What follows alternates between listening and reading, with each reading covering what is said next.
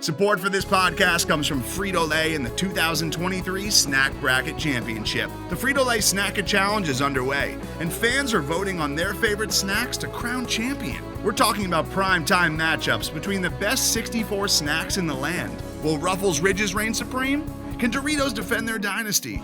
Or will Smart Food use their smarts for a surprise upset? Only you can decide. Get in on all the action for a chance to win up to $1,000 or a year's worth of snacks. Let your snacks be heard. Just go to fritolaysnacket.sbnation.com to vote and enter for a chance to win. No purchase necessary. Sweepstakes ends April 3rd, 2023. Void where prohibited. Year's worth of snacks awarded in the form of 52 coupons, each good for one bag of chips. See official rules at fritolaysnacket.sbnation.com.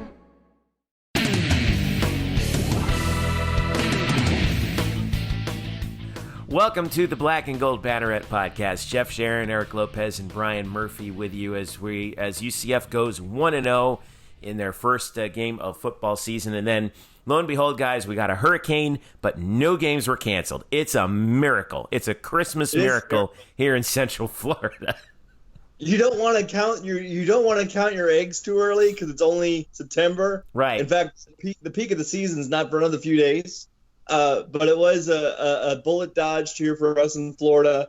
And I will say, Jeffrey, that's a heck of a lot better intro than the one we recorded a minute ago that no one's going to hear. Fair point.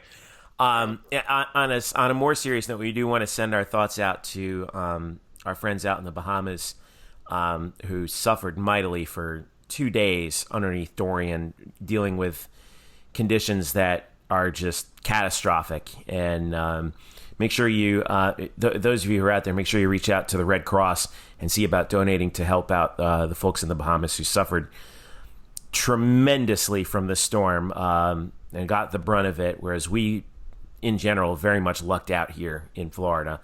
And our thoughts and prayers are out with them. So time to talk about stuff that's decidedly less serious, and namely football. We got a lot to talk about here. We're going to look back at UCF 62-0 drubbing of FAMU, briefly, I promise, Eric.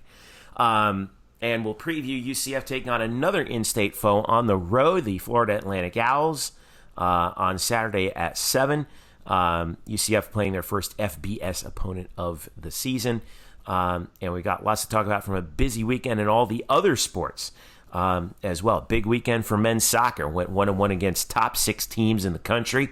And UCF Volleyball winning 2 out of 3 in a road tournament at an SEC opponent. So we'll touch upon that today. We are blackandgoldbanneret.com, UCF's home on the SB Nation Network. You can also follow us at UCF_Banneret and Facebook.com/blackandgoldbanneret and subscribe to this podcast if you don't already, wherever your podcast can be found. All right, so let's dive right in, fellas. Game number 1 against FAMU. UCF exacted some measure of revenge for 1987, didn't they? 62-0 was the final. Interesting that the score. If you're just looking at the score, I mean, it was pretty much exactly what you thought it would be. But the storylines coming out of this game, I thought, were the offense looks pretty good. Brandon Wimbush does have some accuracy problems. Everybody's fawning over Dylan Gabriel, but I thought that the defense gave him a short field quite often, so he didn't really. So I feel like we didn't quite get to see what he really could do with the ball. I felt that the defense was really the stars of the game. They just completely smothered Florida A&M in this game, as they should have. But it's still impressive to watch when you see it. And so Murph, you were there. We'll start with you. Was it as expected? And obviously, I'm forgetting obviously the one storyline with Brandon Moore being injured, which we'll get to. But as far as the game itself, are we reading too much into it with all that stuff? Yeah. Okay.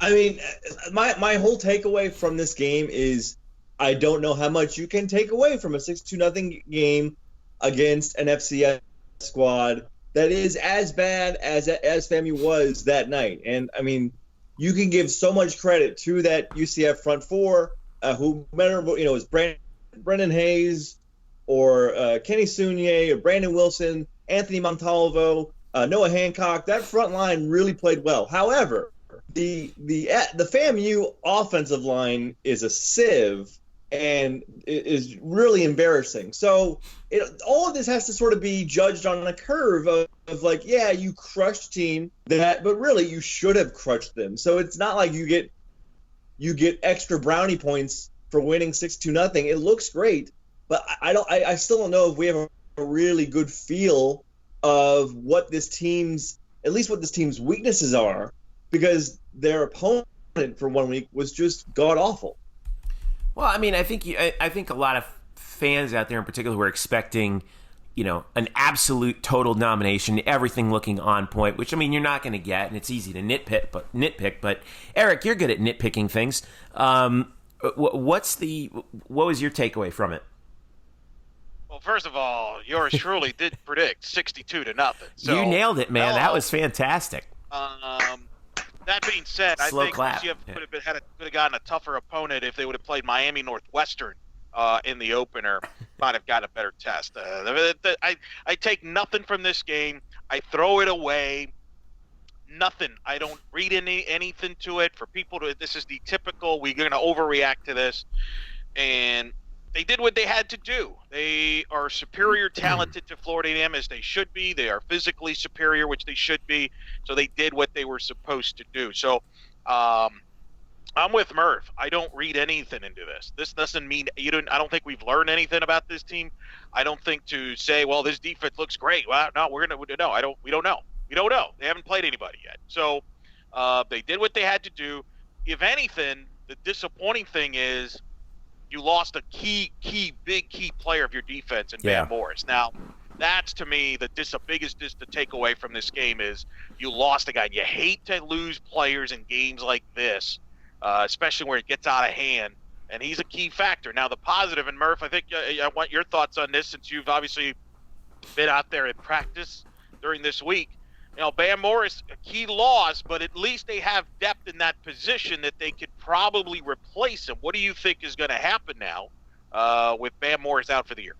Yeah, I think Bam is their best corner, and so I can't say that they're going to have no drop-off. There's going to be some sort of drop-off, but I will say that they look at Tay Gowan, a JUCO transfer, who is a junior this year, transferred in January, as a guy who can step into that spot, as well as Damari Maxwell, a redshirt sophomore who's been in the program here a couple of years. Both guys are over 6 feet tall. Both guys have speed. Really, Damari is extremely fast. He needs to be a little bit more physical. Tay Gowan is really a ball hawk, likes to get his picks. He's really put on, I think, 20 pounds. So he's become more physical, and sort of that helps when you're playing this defensive scheme where the corners are asked to press and they're asked to play close. And so Tay Gowan putting on that weight, putting on that strength means a lot for that defense. But also Aaron Robinson as well, Aaron Robinson, remember last year, guys, the first game of the season, Aaron Robinson, opening kickoff, gets concussed in the scariest fashion, where he is motionless on the field at UConn for a minute, and came back, played last year. He got the game ball for the defense after the game against FAMU. They thought he played the best. You could see him also move out wide. Right now he's playing in the slot in the nickel position. You could see him move out wide to replace Bam's spot across from Neville Clark. So, yes, they have options. But, again, I think they've lost their best corner for the season. And I don't want to get it. I've written about it for the site, so I don't want to rehash all of my agita and angst over the fact of him being in that game with 1 minute to go in the third quarter when it's 55-0. I've said enough on that. But for football reasons going ahead, you can't just say, yes, they've got guys who are going to replace him. And that they'll be fine. I really don't know. It's one of the things I want to watch this week, especially against a pretty decent passing attack with FAU, is how do those new corners respond with more on their plate? Yeah, and going back to what Josh Heupel actually mentioned, you talked, like you said, you talked about it already, Murph, but he said that everyone that was out there was out on a snap count.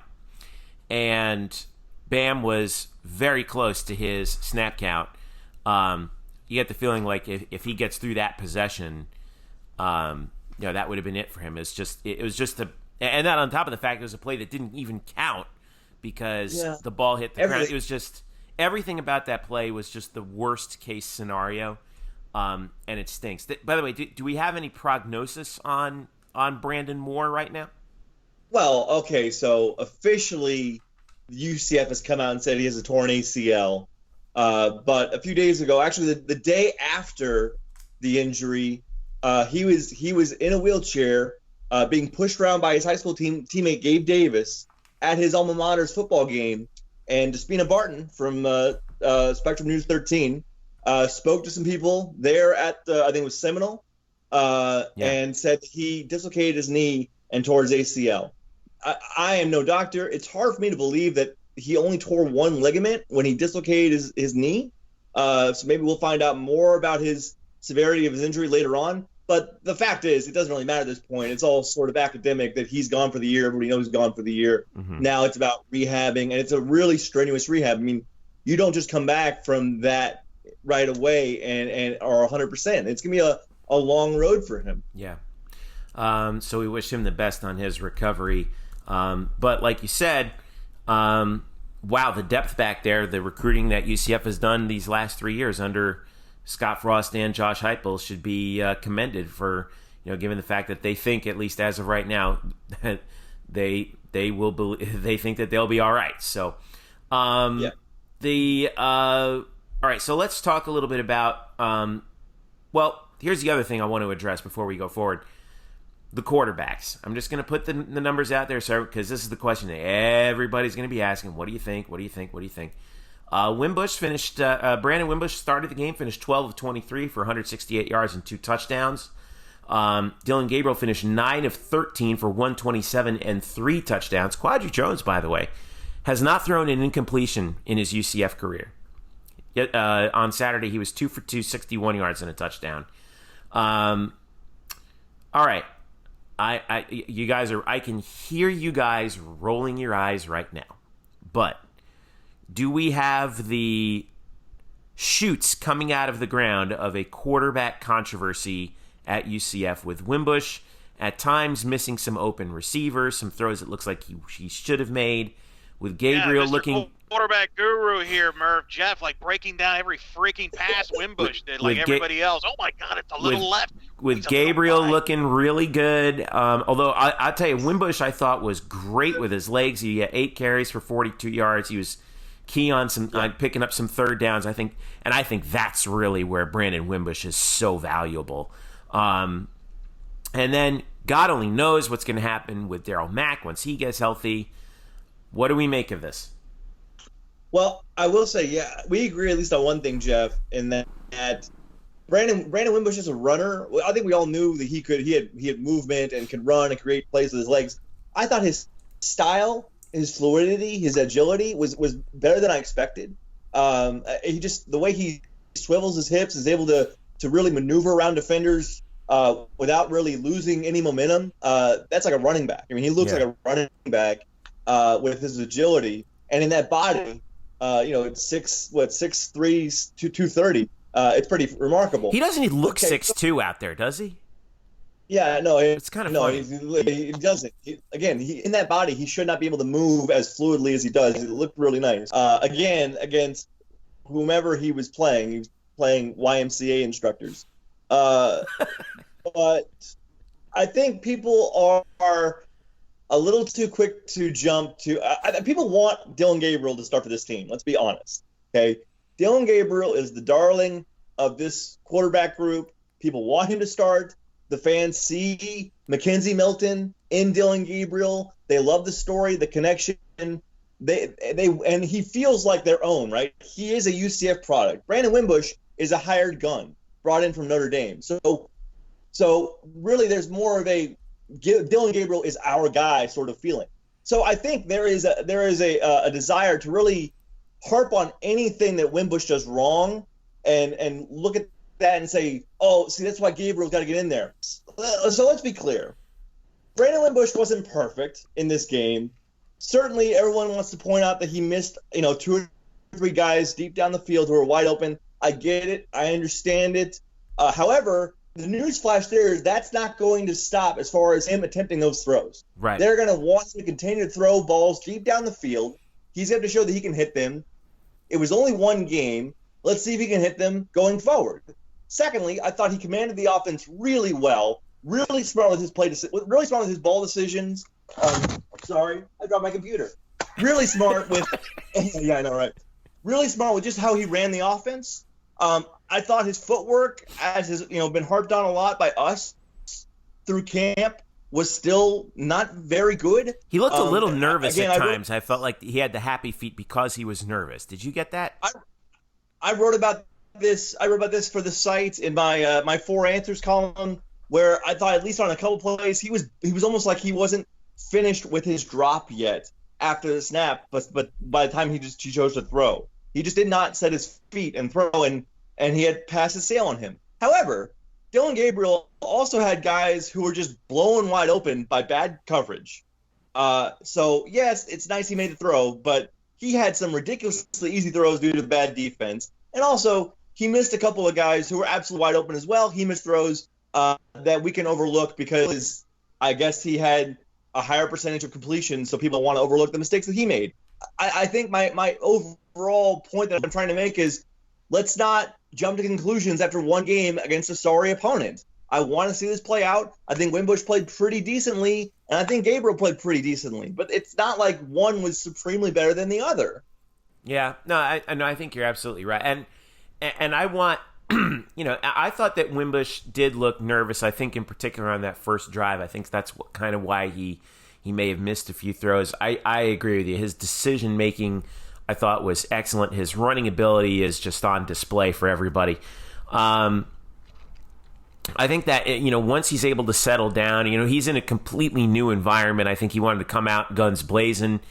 And at the end of the day, he did throw for 160 some yards and 2 touchdowns. Did not give up the football. Took very good care of the football. And I think that if you're Josh Heupel, you look at that and you're like, that's what I want from my quarterback. I can live with missing a few open shots downfield, because I know that in this offense, those shots are going to be there, and we're going to hit them. So, yeah, go ahead, Eric. Well, and again, as Murph brought up, Dillon Gabriel had no pressure. They already had a lead when he came in. He's playing a garbage team. There's no pressure on him. Yeah. I just thought it was annoying. It was really annoying seeing on social media every Brandon Wimbush throw being nitpicked, even the ones that were completed. Oh, that's a little behind. Oh, that's a little. I got news flash for you. He's not an accurate passer. He never has been. He never probably will be. But what he does bring is other dimensions. And I liked him that the set they set up where offensively, where they can run the football with him or the running back. They're. I've said this from the preseason. I think this is a year where you're going to see 2 quarterbacks. And I don't understand why people can't accept that. Like, that's what we have. Now, I think in the long run, I think Dillon Gabriel will be the guy, perhaps. Or until Mac gets back, and then who knows. But for people to make quick observations after basically what I like to call it a scrimmage, look, they're going to both play. I think Gabriel, yes, has got more upside, but he's also very inexperienced. I got news for you. You throw him out there against Stanford, it's a little different than Florida A&M. So I think people have overreacted to it. I think there is room for both, and I think Josh Heupel has said so himself, right, Murph? Yeah, and he's also said that this rotation is going to continue. Both guys have earned the right to play, so do not go, come at me with, someone should be starting and this guy should be whatever, because they're both going to play right now for the foreseeable future. And then let's not even talk about Daryl Mack yet, who this week was at least on the practice field. He wasn't practicing in the offense with the schemes, but he was at least moving around with the red jersey on the practice field this week. So he is getting closer to a return. All right. Well, it's a good problem to have, isn't it? And real quick, Mark, don't you think these quarterbacks kind of complement each other? It's not like they do the same things. You can do different things with a Wimbush than you can with a Gabriel. So I think there's room where, I think Wimbush does some things better than Gabriel can probably right now, including kind of reading defenses and things like that, whereas Gabriel probably is somebody that right now could do certain things that Wimbush can't. But that's why I think Coach Heupel wants to play both until maybe he feels there's that moment where he's like, you know what, one of these guys has we can go with him now the full length. And we've seen this across college football. We saw this with Clemson last year with Trevor Lawrence, who might end up being the best quarterback in the next decade, had to basically split time with Kelly Bryant for about the first 4 or 5 weeks. So this is nothing new in college football. So, again, I got no problems. I agree with Coach Heupel and the way he's handled this situation. Yeah, and perhaps Dylan Gabriel plays in the first 4 weeks of the season, and then by that time, week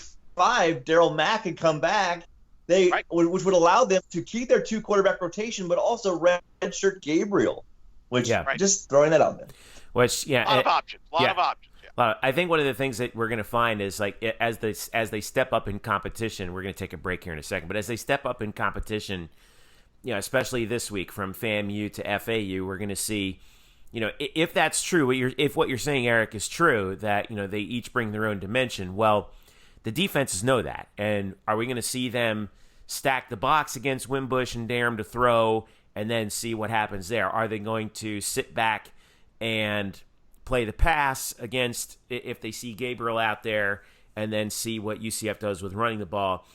How does the offense, what does the offense do when they take away your best option? And I think that might determine which guy gets. If they can, I think there's maybe only one opponent in the next month or so that maybe is capable of doing that. Stanford, I'm assuming you mean Stanford. Yeah, I'm guessing Stanford. Go ahead, Brian. I'm sorry. Before we go to break, I just want to point out, Gabe Davis should be in the NFL now. Whoa, way to go. That's Murph. Hot take. Turn it up. He is so good. He's so good at his routes. He's so good at high pointing. We all know this, but I know it's a bad opponent. Again, this is all great on a curve because it's a bad opponent, but holy moly. He was a man among boys out there. Is he your first game ball? Now, we're going to do this every week. You're going to give out a game ball to your player, your MVP player, your player of the game. Is that your guy? I mean, I think if there's a player, I don't know, MVP, I'm like Randy Shannon. I don't know what that means. I don't know. I don't know. But if I had to say, if there's a guy who left the most lasting impression from that game, for me, it's Gabe Davis. Yeah. 3 catches, 68 yards, 2 touchdowns for Gabe. Trey Nixon actually had the most catches. He had 6 for 61 in a score. Otis Anderson had 3 catches for 39 in a score, plus 4 rushes for 37 yards. Adrian Killens had the quietest 100-yard game I think I've ever seen. 14 carries for 106 yards net and 1 touchdown. He had a long of 31. Just an outstanding performance all the way around as we wrap it up here, talking about FAMU, and we move forward to Davis FAU. Is our player of the week. We'll go with Gabe. We'll go with Gabe. Here we go. Murph's game ball. 694 total yards for UCF to 96 for FAMU. FAMU averaged 1.6 yards per play. So, all right, let's take a quick break. When we get back, we'll talk about the FAU game coming up. UCF taking on the Owls down in Boca. First ever trip down to FAU Stadium in Boca Raton for the Knights. And we'll see what's up with that game in just a moment. Stick around. The Black and Gold Banneret Podcast is back after this. Today's episode is brought to you by Cars.com. With over 2 million vehicles and 50,000 more added every day, Cars.com will match you with the perfect car for you, your budget, your life, your style. And if you're ready to say goodbye to your current car, Cars.com will get you an instant offer to cash it in. Just start by entering your license plate and get matched with a local dealer who will write you the check. So whether you're looking to buy or sell, just go to Cars.com. It's magical. Welcome back to the Black and Gold Banneret Podcast. Jeff Sharon, Eric Lopez, Brian Murphy with you here. We recap the FAMU game and we move forward with football playing FAU this Saturday. First ever matchup in Boca Raton between UCF and Florida Atlantic. The all-time series is 2-0 UCF. Knights won back in 2018 last year, 56-36, of course, where we were introduced to future fantasy football star Devin Singletary, Brian Murphy. I was at the first matchup in 2003 at the Citrus Bowl when FAU was coached by Howard Schnellenberger, and I think they were in their second year of football that year. FAU's coming off a 45-21 loss at Ohio State. They fell down 28-0 in the first quarter, and then that was pretty much it. They scored 15 points late in the fourth on a couple of touchdowns and a 2-point conversion to at least make it look semi-respectable, but they really had no shot in that game overall. Ohio State outgained them 469-228. UCF comes into this game a 10.5-point favorite, and that's up from 9.5 as the opening line. That's according to OddsShark. The over/under is 67.5. There's a little bit of some stirrage coming out of FAU about this game. They're really excited for it. Obviously, they think that this could be their coming out party if they can pull off the upset. But Eric Lopez, you're not putting that much stock into that, are you? No. In fact, I'm looking right now, guys. The GFS model and the Euro models got UCF covering this pretty easily here to the side here. Nice. Going down with the spread there. So, no, look.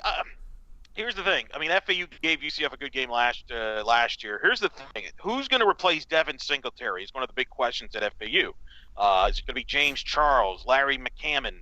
They both they got shut down by Ohio State. They fell behind, so they had to throw a lot. Chris Robertson is the quarterback. I just think there's a lot of questions with this FAU offense still. I don't know if right now if they're as good as they were last year when they played UCF at this point. So I just don't see it. I think it's going to be a plus. Yes, there's a lot of demand, excitement in that ticket there. I don't know what they hold. I think they hold like 15,000, 20,000 maybe. It's probably going to be a very pro-UCF crowd. I expect a good turnout for UCF fans, so I don't think this is going to be a hostile environment at all. Now, that being said, they do have athletes. I think Lane Kiffin's a great play caller, and I think it'll be interesting to see how Lane tries to attack this UCF defense. Will be fascinating to me. But, Murph, I don't see anything, especially on the other side of the ball, where FAU defensively poses a problem for this offense, UCF. Oh, not so fast, my friend. Whoa! Oh boy, here we go. On me here. First of all, the stadium has 30,000 according to Google. So 29, really? Yeah, 29,419. Really? Yeah. Wow. Mm-hmm. Well, They don't draw that much, though, do they? Maybe that's... Well, they do this weekend. Yeah. Watching that Ohio State game, so the defense was obviously bad early.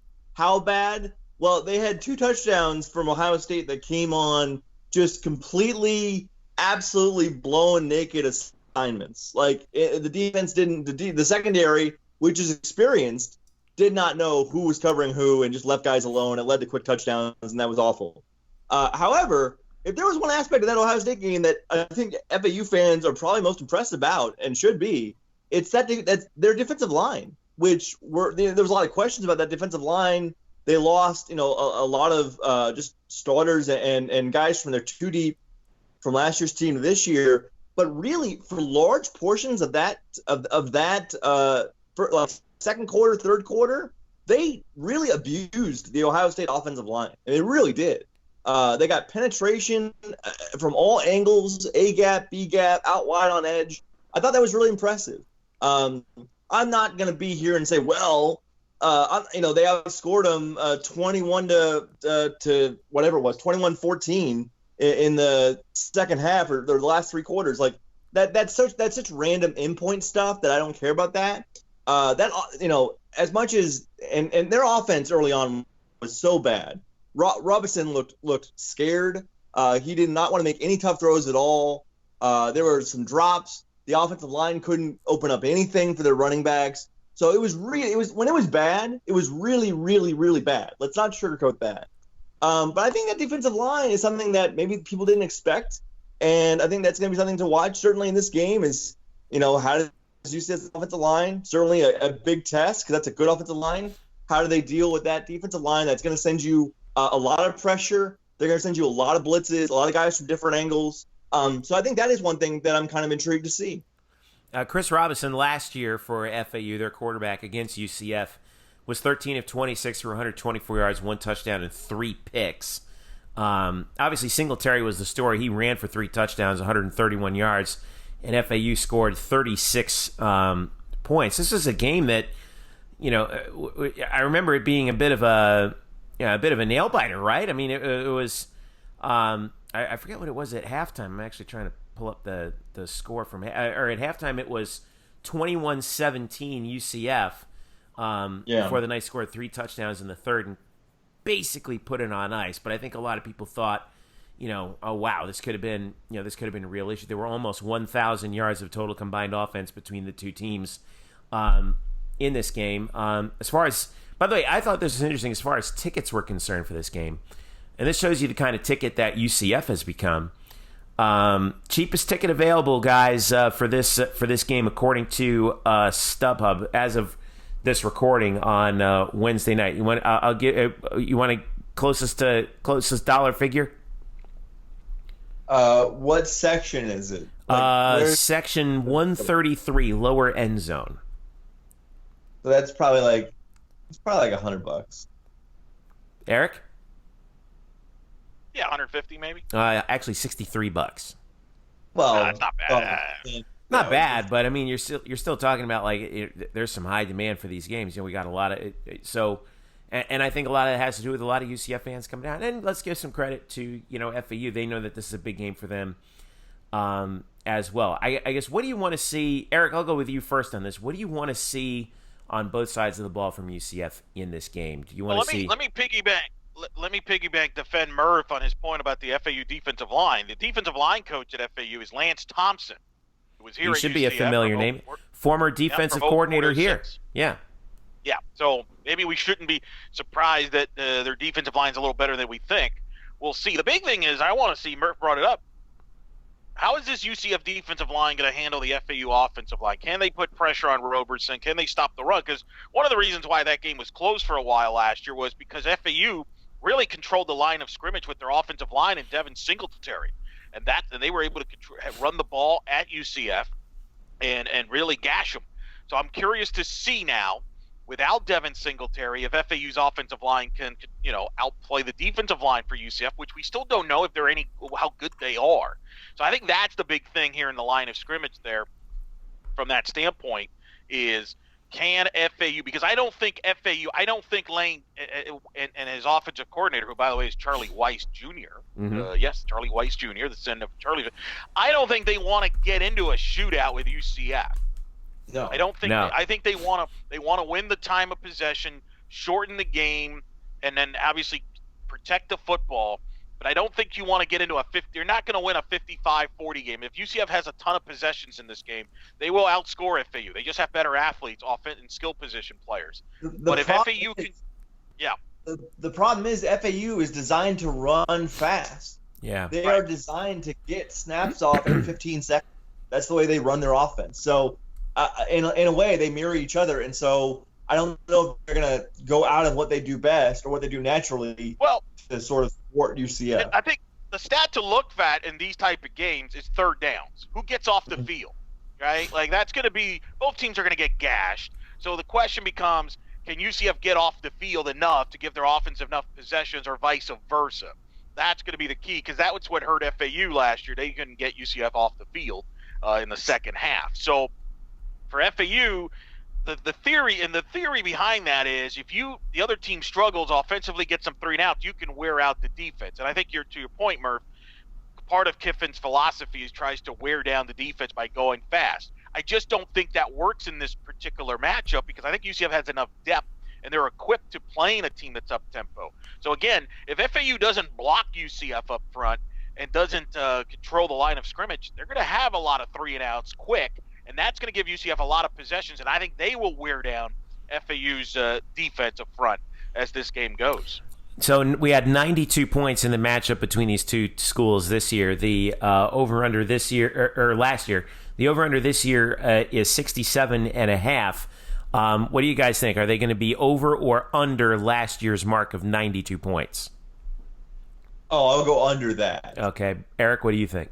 I agree with Murph. The quarterback play is not going to be as good in this game as it was when you had a healthy Milton last year and you had a Devin Singletary. I mean, those were two of the top players that are not in this game. So I will say it's under, but I do think it could go over that 67 number that you brought up. Yeah, and UCF favored by 10.5 in this game. By the way, I did want to bring up a few familiar names on FAU's staff to UCF people. Obviously, you mentioned Eric Lance Thompson. Also, don't forget our boy Kevin Smith, who's the running backs coach for FAU. Newly inducted UCF Athletic Hall of Famer Kevin Smith. Yep, and a couple other names too. Or one other name that should be familiar to some old school UCF fans: offensive player personnel assistant Brent Stockstill, who's the son of Rick Stockstill, who was a coach here at UCF and had a very successful career at Middle Tennessee. And another guy who I know you're familiar with, Eric, from his Florida State days, Ernie Sims is the director of football operations at FAU. Really? So yeah, old man. I know. We are. So congrats. Well, I should say, props to Lane Kiffin for, kind of picking and choosing a coaching staff with some good Florida ties. So once again, kickoff for this game is set for 7 o'clock in Boca Raton at FAU Stadium.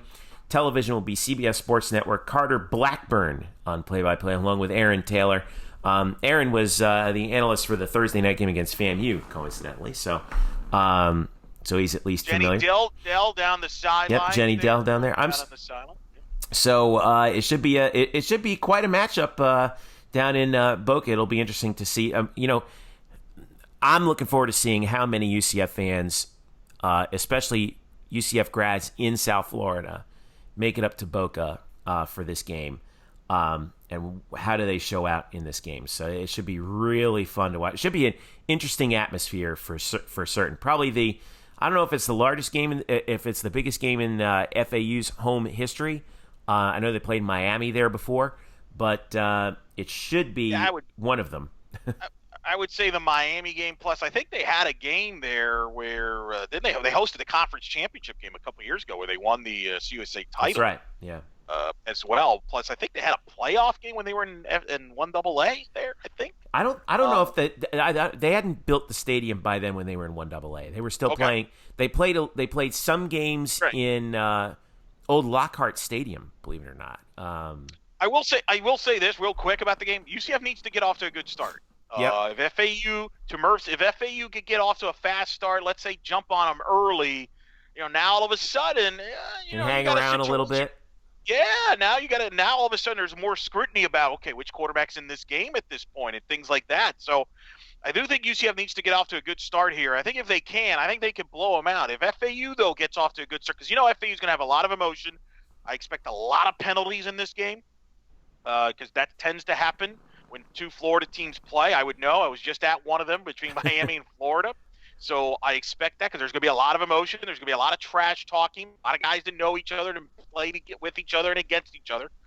But if FAU gets off to a good start, then this game is going to be a 4-quarter game. But if UCF gets off to a good start, I think they could pull away and kind of break this open, win by 3 or 4 scores. So I do think it is imperative to get off to a good start. Yeah, I think for you're FAU, right. I think this game is on Robeson's shoulders. I mean, literally and figuratively.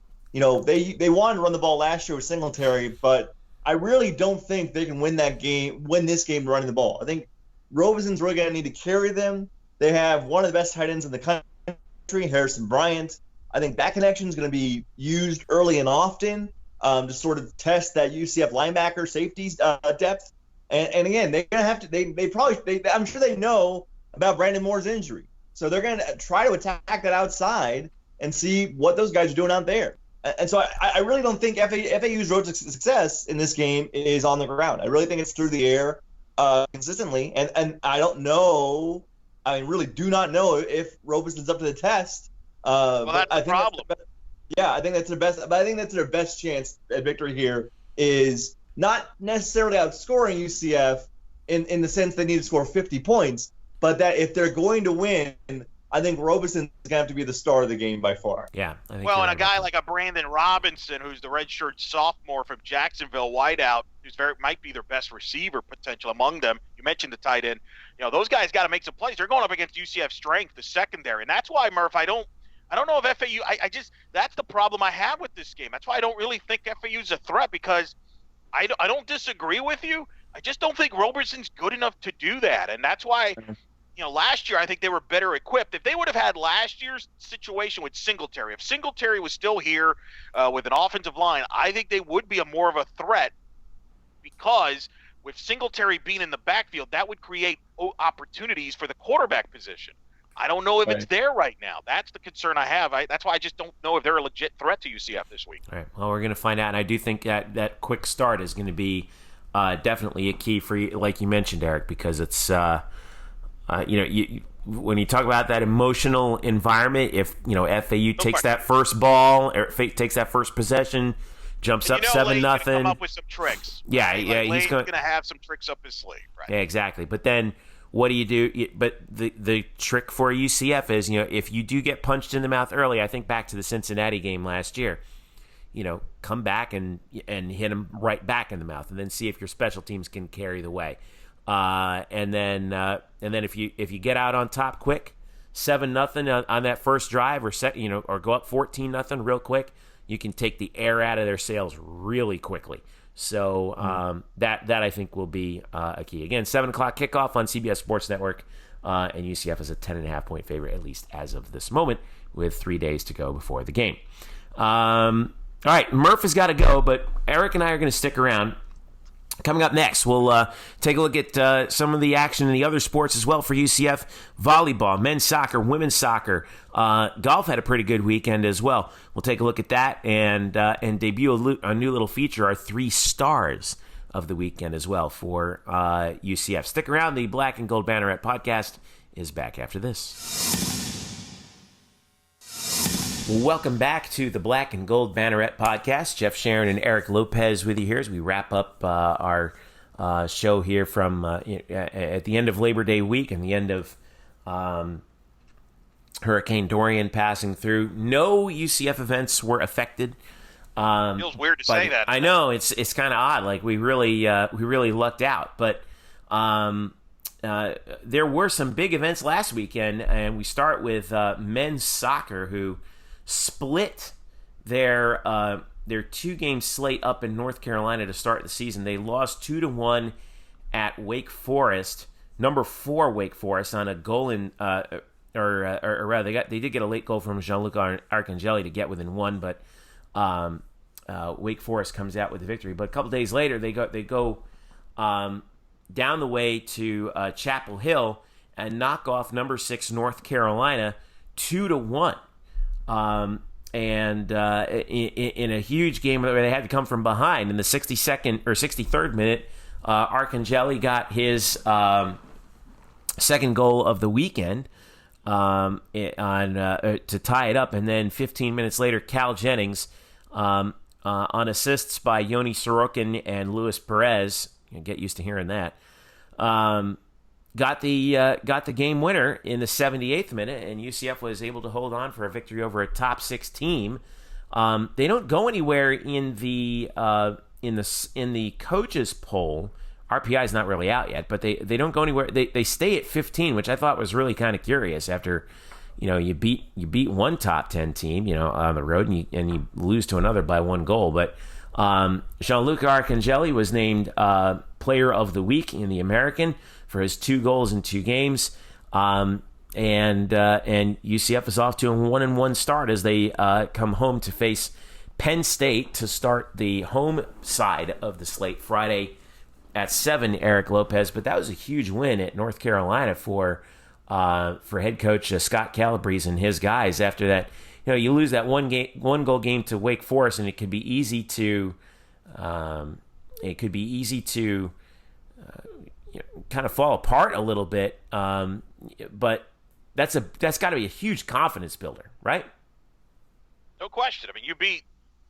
First of all, Wake Forest and North Carolina. You're talking College Cup contenders. Yeah. And for UCF to get a split, I would have, that's tremendous. And to get that win coming from behind too, as you mentioned, down 1-0, gets a really good Carolina team. And really one of the interesting storylines early in these two games, Gianluca Arcangeli, redshirt freshman, 2 goals in those 2 games. He scored a goal in the Wake Forest game, and he scored the goal to tie the match against Carolina. And, we had Coach Calabrese on here before the season, and he talked about he expected the scoring to be more spread out, not just dependent on Cal Jennings. And here's a kid in Gianluca Arcangeli, who was the American Conference Player of the Week, Offensive Player of the Week for the league, and more importantly, one of our 3 night stars on Black Gold Banneret, as we'll get to. Really stepping in with some big goals, and that's huge. And then, of course, Cal Jennings, how about fitting, coming in late in the match, putting the ball in the net to give a big goal there to get the win at North Carolina. So a huge split for them. Now they come home. They hoping with Penn State out of the Big Ten. Now we'll see how they can build that momentum from that road and what they learned from that and carry it over to the home slate here and really put themselves, I think, to a statement here. Now, you mentioned they stayed 15th in that poll, but I believe they moved up in the top soccer drawer polls. Let me check out top drawer soccer, yeah. But I think they're 11th there.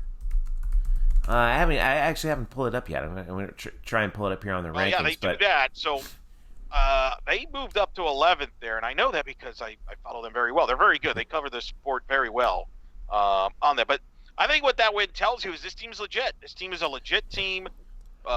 This was a team that last year hosted. I think they could host again this year and be possibly, dare we say, Jeffrey, a sleeper, kind of a college cup contender? Well, I don't know if have we ever said that about a men's soccer here at UCF in recent memory. If we have, it's been a very long time. By the way, they moved up 6 spots in the top drawer college soccer poll. So moved up from 17th to 11th. Check that poll out, baby. Yeah. Yeah. So, and by the way, and the key, I think, with that one is, from that poll, they, let's see, who did it? North Carolina fell down to 20th from that. And then, we talked about Wake. They're number 2. So Maryland is number 1 in the Big Ten. We got another Big Ten opponent coming in this weekend with Penn State, followed by Texas Rio Grande Valley on Sunday at 6.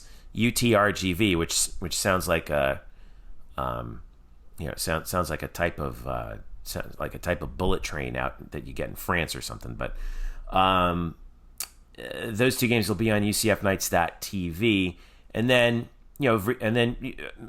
the non-conference continues with 3 more matches after that. But they're in good shape, I think, as of right now. I'd love to see what they do on the home pitch against Penn State. Yeah. And, they should take care of UTRGV, obviously, and then VCU next week before they get Florida Gulf Coast and then South Carolina the following week. So this will be a big home opener for Calabrese's guys, and we'll see if Cal Jennings can also continue his scoring run as well. On the other side, the women's team, they went up to George Mason, a key team nationally, a much better team than you might think. Got a 2-0 and came away with a 2-2 draw in that game. Kristen Scott had a goal. Diana Martin had a goal for UCF. It was obviously back and forth, but UCF could not hang on to a 2-1 lead in the 65th minute. Grace Hotaling for George Mason got the equalizer, and then we went through 2 overtimes and didn't decide anything. UCF, by the way, outshot Mason 18-7 in this game. And couldn't get. They had an 11-2 shot advantage in the first half alone, and came away with the tie. It was just they couldn't do any. It felt like again they kept having to fold on their hands. Right, they never got pocket aces, and UCF is now at 0-1-2 as they head to Gainesville Sunday at 6 for a matchup with Florida. So, what do you think about this result, though? A 2-2 tie against George Mason. Just kind of a quirky, right? Like there's kind of quirkiness here. Even I watched the Ohio State match last week at home, and again it was similar. 1-1 match. I mean, opportunities were there, weren't converted. I think honestly, this team is still trying to figure itself out. I think they're still trying to figure themselves out, and now they got to go to Florida Sunday night. then back home for Arizona State out of the Pac-12. So, yeah. Not really the best of schedules when you're trying to figure your team out, but you see some of the upside. I think this team could be a really good offensive team. I think knowing Coach Tiff, she's probably a little disappointed with her defense, giving up the 2 goals at Mason. But you know, I think they're still kind of working out. I think some kinks there at the breakdowns there, but you know, it's better than a loss. I know it's very obvious. A win is better than a loss. It's I'm curious to see. You know, I'm kind of curious to see how they handle Florida. Of course, they beat Florida last year. We had the whole, I don't know how you want to describe last year with the whole dilemma. Had to beat them twice. Yeah. Right. Because of the rules with weather. Yeah. Yeah. So, but and scored 6 goals in basically 3+ halves against them. Yeah, it was a very bizarre but a very dominant performance for UCF. Florida had a down year, big time from their standards. With Becky Burley and company, very unusual to say the least for Florida. And, you know, they're off to a 2-2 start, just to kind of give you a perspective. They beat FAU 3-2. Now, they did win at South Florida 2-0. That's a pretty good win against the Bulls, who are the favorites in the American. Lost at USC 3-1, and then lost to the number 1 ranked team in the country, UCLA. I think we know that, Coach, don't we, Jeffrey? I think we may have heard of her before, Amanda Cromwell. Yeah, but 2-0 game. Interesting to keep in mind. Florida is playing at Florida State Friday night in Tallahassee. So I think UCF's got a good opportunity here. UCF does not play until that Sunday. You know, there's Florida. You know, I'm rooting for a double overtime game in Tally, is what I'm saying. Yeah. You know what I'm saying? You want a double overtime bruising game. There, yeah, definitely. I think the top other team too. Yeah, Florida State's really good. And Florida is getting some consideration in that top drawer soccer top 25. I think they're much improved. Obviously, I mean, I think last year was an aberration for them there. But point is, I mean, could be a high scoring game Sunday night. Don't be surprised if it's a 3-2 game. I mean, right now, until I want to see more consistency from the UCF defensively there, as far as limiting the back breakdowns. So we'll see what happens here on Sunday night, but a big test. And then Arizona State the following Thursday. Holy smokes. Yeah. What is she doing, Jeffrey? We talked about her. We keep trying to talk her out of it, but she's like, nah, I keep doing this to myself, and you know what? It's fine. We'll keep going. So that next home game for them, by the way, is going to be that Arizona State game. So big match. Yeah. Big match. Should be big, so we'll be keeping an eye on that. Who had a big weekend this week in addition to men's soccer, by the way? It was volleyball. They started their season on the road at the Rebel Invitational, hosted by Ole Miss. 3 matches against some key opponents from big conferences. They faced Iowa State, who was number 60 in the RPI last year, Rice, number 30 in the RPI last year, and Ole Miss, number 128 in the RPI last year, but an SEC team nonetheless. And the Knights go 2-1. They beat Iowa State and Ole Miss, both of those in 5. They did get swept by Rice. Rice is a very good team, by the way, in college volleyball. Like we mentioned, RPI number 30 last year, and they look to be even better this time around. But believe it or not, even though they got swept by Rice, it was a very tight match, I should say, and very competitive throughout. But the key was that last match at Ole Miss on the road, game that was televised on SEC Network Plus, and UCF was down 2-0. They come back and win in 5, 15-11 in the 5th. Anne-Marie Watson led UCF with 20 kills in that match. Christina Fisher had 13, and so did McKenna Melville. But one of our 3 stars from that weekend was definitely Anne-Marie Watson, who, at least as of right now for UCF, is off to a very good start. You know, we talked about how good McKenna Melville would be, and she has been obviously so far, but so far it's been a 3-headed monster for UCF between Christina Fisher, Anne-Marie Watson, and McKenna Melville. And that's what that's more or less what we expected to see, but the 3 of them have combined for, let's see, I'm doing some quick math here, 80 plus 45 is 125 of UCF's 169 total kills on the season.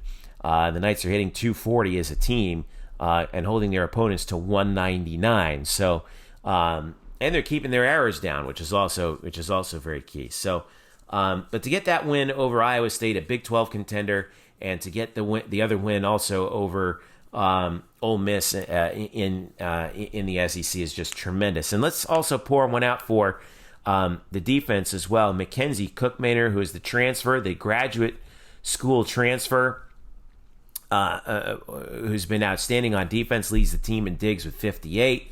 Fisher and Melville have been excellent on defense as well. And what's also good to see is Erin Olsen looks very solid as well. She leads the team so far in assists with 62. Although she's getting some help, which I think is also key, from Drezi Pass, and then also her sister Amber Olsen and Cookmaner as well on the back line. So right now things are looking pretty good for UCF volleyball as a whole as they come back home for a home tournament this weekend. They will be facing in the UCF Challenge South Carolina, Albany, and Kansas Friday, Saturday, Sunday, respectively. And that's another, and those are three more teams that should help out UCF's RPI overall too, Eric. Well, I think it was good too. They faced some adversity this first weekend, right? Yeah. Like for the most part, last year during the season, they kind of didn't really face adversity. I think he even might have mentioned it to you in the interview, if I recall, but I know he's mentioned it before the season. Last year there was a lot of matches that could have gone either way, and UCF seemed to win all of them. So there was really never that moment where you're like, wow, we're going to learn a lot about this team. And they faced it here in Oxford. I mean, the Rice loss. You lose an early Saturday morning match after a tough 5-set match against the Iowa State win. You fall behind 2 sets on the road at Ole Miss and find a way to win. I think, we've talked about it. Jordan Pingle, that's the main loss, really. She was the leader. Who would step up? How are they going to react if they got adversity? And I think they reacted very well, and I think that's a positive, especially getting that Iowa State win. Iowa State's really good in the Big 12. Ole Miss is not one of the top SEC teams, but it's on the road. We'll see now how they carry that over to at home. You got South Carolina, then Kansas is pretty good. I mean, the Big 12, I don't, for people that don't know, the Big 12 is actually a better conference in volleyball than the SEC. That's true. Those that don't follow the sport very closely. I think you would agree, in no particular order, Pac-12, Big 10. Pac-12, Big 10 at the top, and then the Big 12 like on the second tier, like below them. Number 3 league. Yeah. The SEC is more of a 4th or 5th type of deal there. Probably better than the ACC, but definitely better than the ACC, I would say. Yeah. Yeah. I think this is. I'm curious to see how they handle being at home. Not necessarily, Jeffrey, the South Carolina and the Kansas matches. I think they'll be ready to go for that. I want to see how they come out against Albany, right? Because that's part of the maturity, right, that you have to show is you're going to be up for South Carolina and Kansas, but you can't have a letdown on a Saturday night in Albany. Probably not your best crowd that night because that's going to be going up at the same time as the football game. Yeah. It's going up in Boca. Granted, I think we kind of overblow that a little bit because the diehard fans of the Olympic sports usually go to the Olympic sports. You know what I mean? Like, so the diehard volleyball fans are going to be at the match. It's not like they're going to deviate and not be at football. You do lose, I think, some of the casual fan that goes there that normally would go if there was no football game going on. I do think you lose some of those people. They're going to go to Boca. But I'm curious to see, Jeffrey.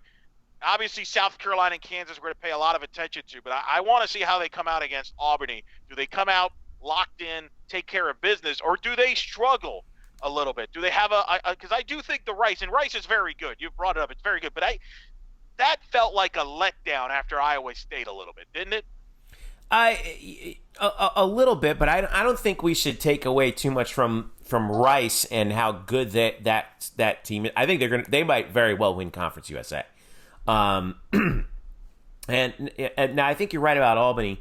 The one thing about Albany is they were 195th in the RPI last year, so I don't know how much that's going to help you out this year. Obviously, you would hope for them to be improved. We talked about South Carolina. They were 32nd in the RPI last year. So that's a very key match that you want to take care of on your home floor. And then, like you mentioned with Kansas, They were 48th in the RPI. So yeah. But starting my out, that's two that, top 50s right there. And my concern is, the reason I'm focusing so much on Albany, that's a trap game, right? We've talked about this. It could be if you don't play well, but it's not like they're the in the America East. I don't think they won the conference last year, but I want to double check there. I should know that right off the bat. But I don't. My point: when you're dealing with 18 to 22-year-olds, mm-hmm. how locked in now? Now on paper they should be able to handle it. A lot of them are back from last year. I'm just saying, you're going to be the post South Carolina result, and don't get caught looking ahead to Kansas because. I'm just saying that that's where things like that I will learn more about a team that even sometimes when you play a marquee team, because you don't need a rah-rah speech to play the marquee program. Yeah. You know what I mean? No, you're right. But what I think what made this team very good last year, Jeffrey, wouldn't you agree, is they took care of business against the teams they were supposed to, right? Yeah, exactly. And they should take care of Albany. Although I should mention to everyone, this is an Albany team that did. I'm sorry I didn't look this up earlier, but they did make it to the America East Volleyball Championship match in their tournament last year. They were the number 2 seed, and they lost to the host Stony Brook in 5 in the championship. And I guarantee you they will be ready for that match. They will be ready. They'll be excited to be in Orlando, Florida, number 1. Yeah. And so, post Dorian, they will be excited. So I'm curious to see how this team comes out, and big opportunities this weekend for them. Yeah. A couple other notes that we wanted to pass along as well. Men's golf finished in 3rd place at the Island Resort Collegiate Invitational in Harris, Michigan. And then also wanted to send a special shout out to Jamie Tomasetti, the conference runner of the week. She finished 4th at the FAU Invitational for UCF Cross Country with an 18:38.16 in the 5K. So she's from Greenbrook, New Jersey, which I always shout out. I always shout out to the to folks from New Jersey because obviously I'm from New Jersey. Where is Greenbrook? I gotta find this out. It's another one of these little tiny townships in New Jersey that you never. Let's see. Oh, okay. That's not too far away from my neck of the woods at all. It's over by Bridgewater and Piscataway, not far from Rutgers. How'd she get out from Rutgers? Unbelievable. All right. Well, congrats to her. She's the conference runner of the week, and congrats to UCF Cross Country as well on their performance at the FAU Invitational. All right, let's wrap this thing up here. Eric, what do you got coming up this week? I got some boards I got to take down. Hurricane stuff's done. Got to get back to the reality. Roof now, looks check good. out. You still got some canned goods that you're going to have to. Our nutrition is just taking a dive with all that we've had to deal with. A lot of this stuff I'm keeping because we're not hurricane season's in peak form. So yeah. But I will say, go to blackandgoldbanneret.com, and we actually addressed this. We have a big feature. We're going to do this every week. 3 night stars of the week, right? What do we call it? We call it 3 stars. 3 stars. It's our tribute to hockey. We don't have NCAA ice hockey at UCF, although we do have a really good club team. And you know how much I love my New Jersey Devils, so we're just calling this 3 stars. 3 stars. So we are going to honor every week throughout the fall and the spring 3 UCF athletes. Not football. I know some people are going to what about football? Well, football, we honor the football player. Murph's going to give out his game ball every week on the podcast here. Mm-hmm. But on the art, we're going to have a week where me and Jeffrey, they're going to give out our 3 stars every week at all UCF sports, 3 best performers that stood out. We will do that every week through here on out. And then I am expecting an email here.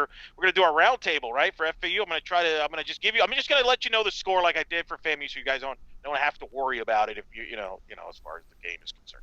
Yeah, exactly. So that's what we're looking for on that, and Jeremy Brenner will have that. Be on the lookout for Luke Saris's preview of UCF against FAU. And also I've got season previews coming up for volleyball and men's soccer. I know you're like, wait a minute, they already started the season. Yes, I know, but I always get these up before the home opener. All right, so I thought Dorian was just postponing it for you. I don't know. Yeah, exactly. But we'll have those up and ready for you as well. By the way, real important, something to make a note of. The Stanford game, as we know, is a 3:30 kickoff home game. Mm-hmm. We don't know the channel yet. That's going to change after Saturday. I think there's a very strong possibility that UCF Stanford will be an ABC 3:30 game. You heard it here first. 3:30 game. I think it's the better game of the three. Wait. Is this an Elo bomb? Yes. There you okay. go. You're here. So you're hearing from your people. Well, I think if you look at the situation, I think it's from talking to if UCF takes care of business against FAU, even Stanford, although Stanford Costello, their quarterback, got hurt in the Northwestern game. Yeah, he got a concussion. Game. Yeah, he's going to be he might be on the shelf for USC. Yeah, so that could be another ugly game, but that is a very strong possibility that it will be an ABC game. Don't be surprised, by the way, if they do something similar to what they did for the Memphis game last year. If you remember, Jeffrey, they kind of did that window thing where UCF and Memphis was on ABC on most of the East Coast, but then on the West Coast, perhaps, or certain other markets, they were on ESPN2, something like that. Don't be surprised if they do something to that extent. But I think this game is an ABC 3:30 game, assuming UCF takes care of business, I think, against FAU, and then that'll set up the marquee matchup. Those of you that have asked me nonstop about game day, I still believe this game is a distant third at best option for game day, if not maybe lower. I still believe Clemson at Syracuse is by far the number one option. College game day has never been to the Carrier Dome, as you would know, Jeffrey, as somebody's gone there for football. They've been there for basketball. They have not been to Syracuse for football. Right. Now, Syracuse has a tricky game this weekend against Maryland. Trust me, people have brought this up. Plus, Clemson has a marquee game against A&M. If that were to falter a little bit, I think game day will then go to Iowa State. Iowa State is the matchup. They have never been to Ames, Iowa. They're ranked. I don't know who Iowa State and Iowa play this weekend. I probably look at that, see what the odds are. Check it out right here. Because Iowa State almost lost to an FCS game. I believe. Now listen. Don't you cast aspersions on the University of Northern Iowa? That's a good football program. By the way, Iowa plays Rutgers. Should win that, and then Iowa State will have to let me know who they play. Iowa State has. Are they off? Yeah, it looks like they're off this week. Wow. Yeah. So I think if for something happens in the Clemson-Syracuse situation, I could see them doing Ames, Iowa. They've never been there before. And I know, and Reese Davis has said this in national interviews, they want to go to places they haven't been to. Yeah. And so, especially, so don't be, again.